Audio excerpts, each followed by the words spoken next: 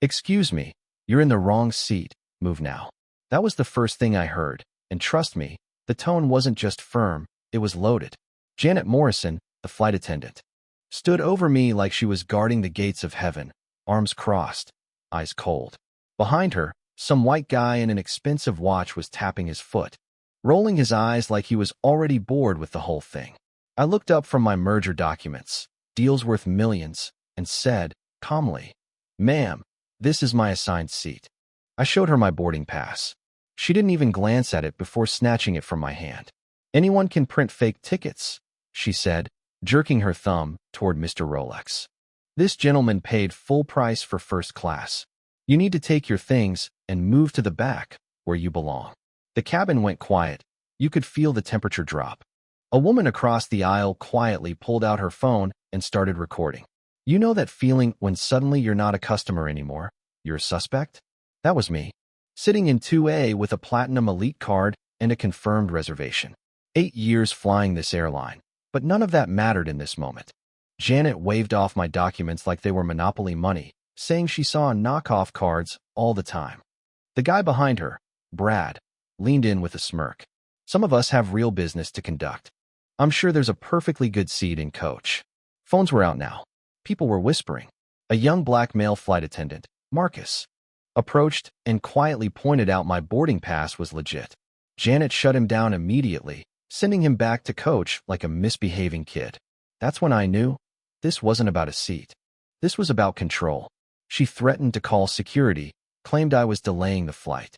I stayed calm, because one wrong tone and I'd be labeled aggressive. Then came Rosa Martinez, the chief flight attendant, already siding with Janet before I opened my mouth. Same dismissive tone, same offer to downgrade me to premium economy. I refused, politely. More phones recording now. A ground supervisor, Mike Stevens, boarded. He didn't ask me what happened. He asked me to step off the plane.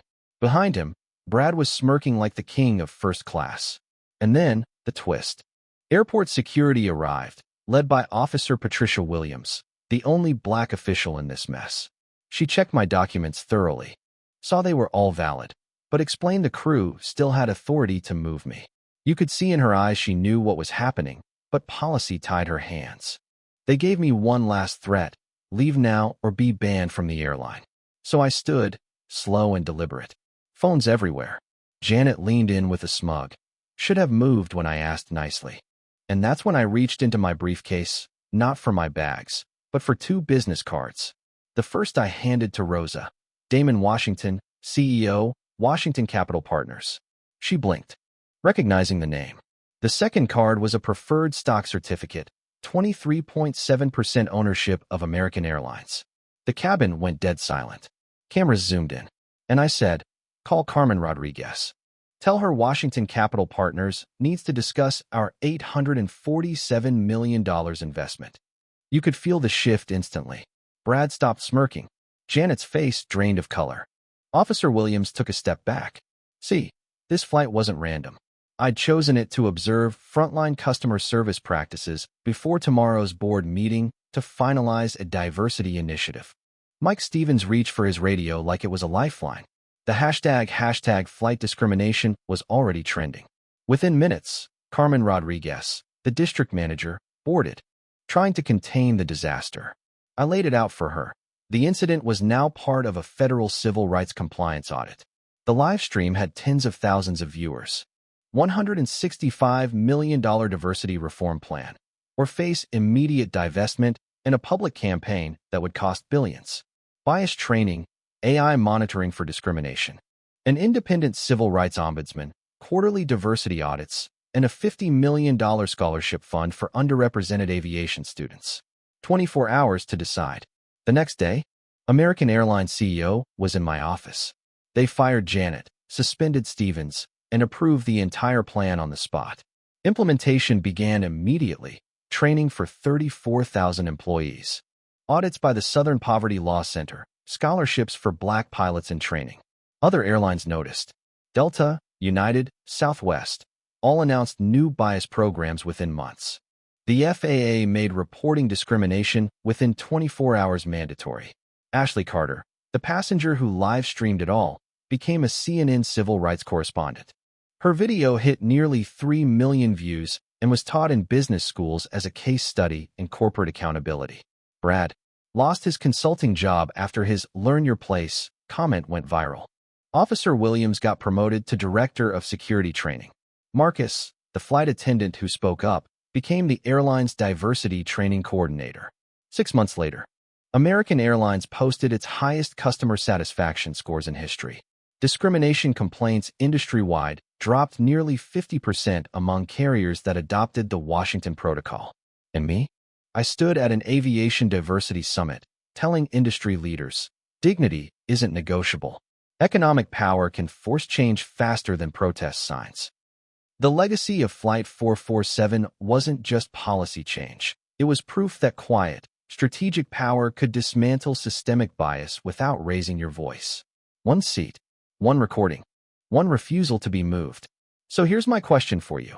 When you see injustice happening in front of you, do you record it, call it out, or let it slide? Because the truth is, every one of us is either a witness or an accomplice. And on that night, every phone in first class became a witness. And if you think that was the end of it, you're wrong, because the real storm didn't hit at 35,000 feet. It hit the moment we touched down in Atlanta. The second those wheels kissed the runway, my phone blew up. Investors, board members, journalists. The live stream had gone nuclear. I stepped off the jet bridge, and you could see Carmen Rodriguez glued to her phone, whispering into it like she was defusing a bomb. Janet was nowhere to be seen, probably tucked into some back office trying to explain to HR how company policy had just tanked the stock by $500 million overnight. A CNN producer was waiting by the gate, mic in hand, and Ashley, the passenger who recorded everything, was right there beside them, looking both stunned and a little giddy, like she'd just realized her Instagram live had turned into a breaking news event. "Mr. Washington, any comment?" they asked. I smiled, not because I was enjoying it, but because I knew that saying too much right then would give them headlines before the board even had a chance to meet. "Tomorrow," I said, "you'll have all the comment you need." And I walked straight past. In the executive world, we call that controlling the narrative. You don't feed the fire, you choose where the match drops. That night, I sat in my hotel suite with my legal team and my comms director. On one screen, the video was looping on every major network. On the other, a live stock ticker bleeding red. And in the middle of all that chaos, we were drafting the exact terms I knew the airline couldn't refuse. Because here's the thing, when you hold that much equity in a company, they can't treat you like a nuisance customer anymore. You're the storm they have to survive. The next morning's board meeting wasn't like any I'd attended before. Normally, these rooms are all mahogany tables, polite nods, and coffee so strong it could strip paint. But that morning, you could feel the tension before I even walked in. Robert Carter, the CEO, looked like he hadn't slept. Carmen was there, too, avoiding eye contact. And for the first time in my career, a Fortune 500 boardroom had a projector screen queued up to an Instagram Live. We played it, all 30-something minutes, without pausing. Every dismissive wave, every move to the back where you belong, every smirk from Brad, every time Marcus tried to speak up and got shut down. By the time it ended, the room was dead silent except for the faint hum of the HVAC. "Gentlemen, ladies," I said, "this is why you're here." What followed was surgical.